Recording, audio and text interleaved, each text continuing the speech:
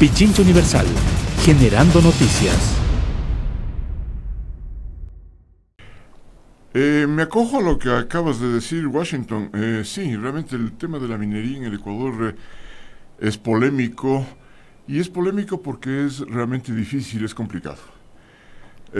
Hay posiciones encontradas, hay posiciones antagónicas, y hay intereses importantes, tanto por parte del Estado, como también por parte de muchas empresas del sector privado, especialmente minero, por supuesto, y de otras que están concatenadas a esta actividad. Entonces, la situación no es fácil, y quizá una premisa inicial, si ustedes me permiten. El Ecuador, hoy por hoy, y tenemos ya un conocimiento certero sobre este asunto, es un país con un enorme potencial minero. Esto se lo viene conociendo en círculos más o menos técnicos cerrados desde hace unos 20 años. Hubo un análisis, un estudio financiado por el Banco Mundial, se llama Prodeminca, en el que ya se había detectado, se había previsto de que realmente el potencial mineral del Ecuador era muy amplio. Pero ahora ya con los nuevos descubrimientos, inversiones que se han ido haciendo a lo largo de este tiempo, esto se ratifica, y la minería en el Ecuador, la minería futura en el Ecuador es realmente una realidad, y ahí viene la situación de confrontación, porque claro, existe temor por parte de la población, de la ciudadanía, y es fundamentado. Está fundamentado. Existe temor por los impactos ambientales que pueda causar, por los problemas que pueda realizar, y por el otro lado, como todavía somos un país primario, exportador, con una economía que depende principalmente de los recursos naturales, petróleo, y en este otro caso se comenzará a depender también de la minería, y que el sector privado no ha tenido la suficiente fuerza como para poder desarrollar y ser competitivo y competir realmente con estos dos, al menos con estos dos y otros recursos naturales. Entonces tenemos ahí una confrontación importante. Uh-huh. Y ahora las organizaciones sociales, ambientalistas, podrán confiar en lo que aseguran los directores, en este caso de las cámaras de minería, etcétera, que aseguran que esta actividad traerá muchos beneficios económicos y que se trabajará de forma responsable, y que ya se trabaja de forma responsable. Jorge, quiero hacerte escuchar justamente a propósito de esto un audio que tenemos de Santiago Yepes, presidente de la Cámara de Minería, para que lo comentes. Gracias. Adelante. Debemos ser coherentes con los pensamientos. Creo que debemos ser coherentes como país. Tenemos que ser coherentes con la realidad que estamos viviendo en el día a día en el mundo globalizado con alta tecnología. Se habla de que aproximadamente 3.300 millones de dólares se van a invertir hasta el 2021. Exportaciones de más de 3.600 millones, más de 90.000 empleos y más de 800 millones de dólares en impuestos para el Estado. Obviamente, un tema fundamental, porque estoy totalmente de acuerdo con el señor prefecto. No hay inversión, no hay cantidad de impuestos que justifiquen la contaminación del agua y el daño a la naturaleza. Lo vamos a hacer de una manera responsable, lo vamos a hacer de una manera altamente tecnológica que cuide la naturaleza, el medio ambiente y el agua. Finalmente, el tema es que podamos retribuir a esas provincias. De hecho, la obligatoriedad de que el 60% de las regalías se reinvierta en proyectos de interés social en las comunidades aledañas de los proyectos es un tema legal, no lo podemos evitar. Ahí está. ¿Deben confiar o no en este ofrecimiento? Yo mismo no confío. A ver. ¿Por qué? ¿Por qué? No confío por el hecho de que la propuesta de la responsabilidad social solamente puede servir y puede ser aplicada efectivamente mientras exista un real control del Estado. Y el Estado, hoy por hoy, o me retrotraigo un poquito, el Estado siempre ha tenido una enorme debilidad para ejercer control. Y hoy por hoy, con las nuevas medidas neoliberales que se están aplicando y que se van a seguir profundizando, el Estado está siendo reducido a una especie de tzantza, para hablar en términos shuaras, región altamente rica en minerales en el sur del país. Entonces, yo no creo que el Estado, en estas circunstancias, vaya a tener la capacidad suficiente para poder ejercer un control efectivo sobre la minería. Entonces, el tema de la responsabilidad social que proponen y que es un tema mundialmente manejado y todo lo demás por las grandes empresas, es un tema que va a quedar en última instancia al albedrío de si les conviene o no ser suficientemente responsables o no. Siempre tiene que haber un ente controlador, y ese ente controlador, si no está en la capacidad de ejercerlo, ¿no?, simplemente va a dejar una brecha abierta que es sumamente grave. Pero por otro lado, también hay que tomar en cuenta lo siguiente. Si bien, como decía el interlocutor al cual acabamos de escuchar, que viene de la Cámara de la Minería, puede generar la gran minería una enorme riqueza a través de economías de escala, microeconomía en los sitios donde está realizando empleos, generación de empleo y demás.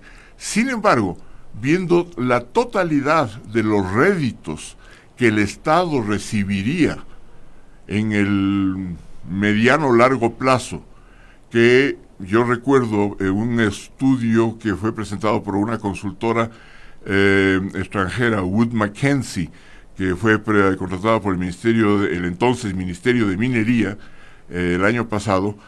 Estos réditos no necesariamente cubrían la posibilidad de que exista en el largo plazo una entrada, o sea, una entrada suficiente para que sea interesante al Estado.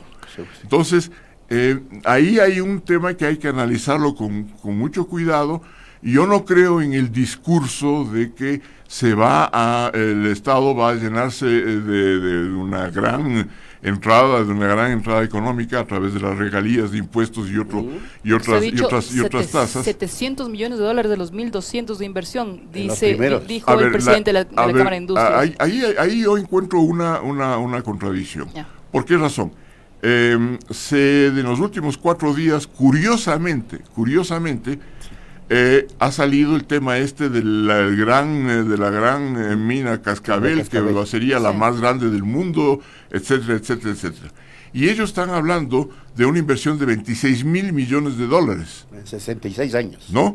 A 66 años. Entonces, no es una cuestión de $1,000 millones de inversión y unas regalías o una entrada al Estado, para llamarlo de forma global, de 700. Ahí hay una asimetría. Algo que no cuadra. Ahí hay una asimetría, ¿no? Porque si va a haber en el caso específico del que estoy hablando, si va a haber una inversión de esa naturaleza, ¿no?, lo obvio es de que un porcentaje importante, que debería oscilar entre el 45 al 55% de esa inversión, vaya directamente al usufructo del Estado, y sea el Estado el que sepa dónde y cómo invertir esas entradas nuevas que tendría. Entonces, es un tema que yo creo que hay que mirarlo con un poco más de profundidad respecto de la situación económico-financiera futura sobre este tema. Y hay transparencia en la información, porque en efecto lo que se debería conocer es aquello, o sea, cuánto le representa al Estado una explotación de esta envergadura,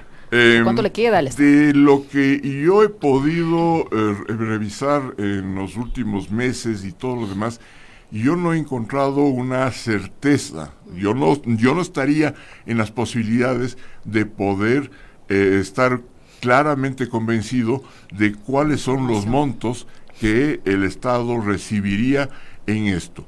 Yo creo que esa es una discusión que hay que manejarla, hay que profundizarla para saber con exactitud. Ahí hay una danza de cifras que no queda muy Entonces, claro. demandar la información, el acceso a esta transparencia de estos datos. Eso es necesario y es un derecho ciudadano. ¿Deben las comunidades pronunciarse a través de una consulta popular sobre si permiten o no la explotación minera? Esto tiene que resolverlo mañana la Corte Constitucional. Hoy, ni siquiera mañana. Este es un tema álgido, porque el año pasado en el Ministerio del Ambiente, bajo la dirección del ministro Tarcisio Granizo, se trató de cerrar un agujero que quedaba cuando la Constitución y el Código Orgánico Ambiental exigían la elaboración de una consulta ambiental.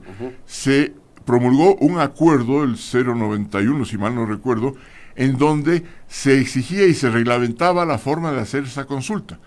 Pero, oh sorpresa, que hace 3 semanas, si no me equivoco, o 4 máximo, en el decreto ejecutivo 752, ¿no?, que ya promulga el reglamento al Código Orgánico Ambiental, esa consulta, la consulta ambiental, desaparece. Y queda solamente sostenida con una especie de un proceso de participación ciudadana, que es otra cosa, que es un tema más de carácter administrativo, de información. O sea, socialización en lugar de consulta. Exactamente, de socialización en lugar de consulta. Entonces, aquí hay un asunto que reviste gravedad. Pero inconstitucionalidad también, Jorge. En tanto en cuanto está en la Constitución la necesidad de hacer la... A ver, no. Eso es otro. Yo estoy hablando de la consulta ambiental. La consulta previa es otra. Claro. Esa sí está prevista en el reglamento, pero de forma muy laxa, en donde dice esto es un tema que tendrá que ser manejado por los ministerios del ramo, que principalmente son hidrocarburos y minería, que hoy día es del mismo ministerio. Pero también se está planteando preguntar en consulta popular el tema. A ver, eso es otra cosa. Claro, y la consulta popular es otra cosa. Por eso. ¿Por qué yo mencionaba este asunto de que me parece sumamente curioso de que ahora nos fijemos o que se haya salido a la opinión pública esta gran mina que estaría en Imbabura? Cascabel. Porque también hay un intento y hay una moción de hacer una consulta popular en 4 o 5 parroquias de Imbabura y del Carchi, claro, en Lita, Carolina, Chipón y Camaña, que son las parroquias en donde se han encontrado yacimientos importantes y que hoy día están siendo explotados por minería ilegal, ojo, pero también estaría ahí Cascabel, que es la otra gran concesión. Entonces, no es bueno, yo personalmente no soy afín a especular esto, pero sí me pregunto por qué sale en este momento esta gran noticia de Cascabel, cuando tengo entendido que todavía los estudios finales de la potencialidad de esa mina no están en manos o no han sido presentados al Estado, ¿no? Entonces, ¿no habría ahí tal vez una anticipación para decir, miren lo que está perdiendo, un poco para mediatizar la posibilidad de la consulta popular? Entonces, estos temas que los estamos manejando aquí en este momento, creo que demuestran claramente de que existe una problemática importante alrededor del tema minería y existe hoy día y va a existir a futuro. Pero mientras el Estado no tenga una política minera real y efectiva y que sea trabajada conjuntamente con los sectores ciudadanos, me parece que ahí vamos a tener conflictos y una conflictividad socioambiental importante en los próximos años. En el tema de explotación minera, el Ecuador podría, y esta es una interrogante que me la planteo y que creo que se la plantearán muchos, ¿el Ecuador podría estar en una suerte de disyuntiva? ¿Explotar la minería o hambre para el futuro?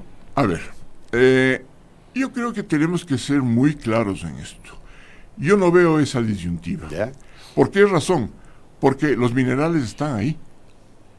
Claro, extraerlos.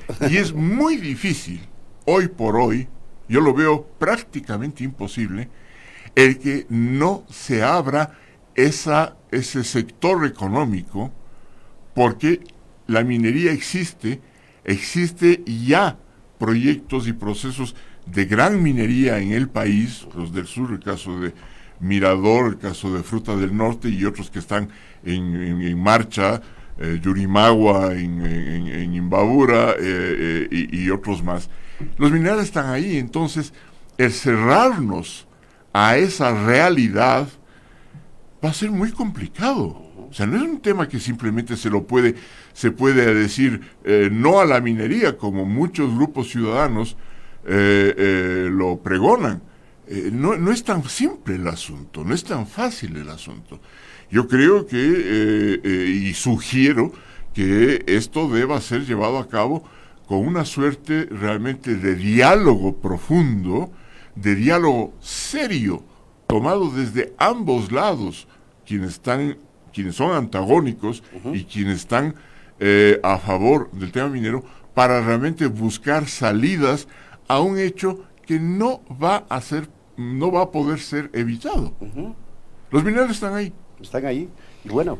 Sí, Jorge Jurado ha sido secretario del Agua, embajador en Alemania, pero como el primer cargo, y por cierto, subsecretario de Calidad Ambiental en el Ministerio del Ambiente. Pero por el primer cargo y por su expertise, por su conocimiento, ¿es posible hablar de agua y minería o es una de las dos? Yo creo que sí es posible hablar de agua y minería. Sí. Técnicamente hay posibilidades sumamente importantes para que pueda darse procesos en que donde exista una regulación y un control y unas prácticas que realmente protejan al agua. Protejan al agua. Sí es posible. Pero esa posibilidad solamente, y aquí me permito insistir una vez más, solamente será posible si es que realmente se ejerce un control para que la operación minera, cualquiera que ésta sea, realmente se la haga con los mejores estándares ahí. Si ese control no se da, el desastre es anunciado. Yo quiero solamente robarle un minuto a Jorge Jurado en el sentido de un tema personal que además representa mucho de lo que se está viviendo ahora, persecución y odio político. Entiendo que hubo una operación en el caso de una agresión que recibió Jorge Jurado por parte del exdirector de Fundamedios y por tanto sé que se ha dilatado nuevamente una audiencia ya en segunda instancia. Sí, gracias por la pregunta, María Isabel. Sí, la audiencia en segunda instancia y definitiva, según lo que dice el Código Penal, para este tipo de casos fue diferida a última hora, 10 minutos antes de que comience la audiencia en el Tribunal Provincial de Pichincha, debido a que la otra parte había pedido este diferimiento por razones de carácter jurídico, cambio de abogado o una cosa así. Sí, se concedió. ¿Cuánto duró la primera etapa en donde ganó Jorge Jurado? Prácticamente 11 meses. 11 meses. 11 meses. Para reconocer que hubo la agresión. Exactamente, sí. Hubo la agresión. Ahora esto ha sido apelado por el agresor y pasó a la segunda instancia, al tribunal, y ha sido diferido a la semana próxima, el próximo jueves. ¿Ya? Esta victoria en primera instancia, la de Fernando Casado, algunos otros casos, ¿dejan algún tipo de mensaje con relación a, no me gusta la palabra tolerancia, a la inclusión de distintas voces y el respeto? Deberían dejar una señal, una significación, porque evidentemente en los casos que se conocen hoy en día y en el mío propio, esto sucedió por un franco odio político. Esta fue una agresión por odio político, y entonces el hecho de que haya esta alternativa, esta oportunidad, pues yo creo que es una señal, ¿no?, de que este tipo de situaciones deben terminar.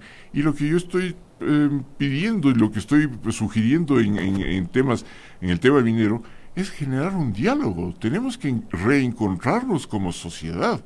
¿no? Las posiciones que están en franca confrontación no van a ser capaces de solucionar nada. Pichincha Universal. Aquí se escuchan bien las noticias.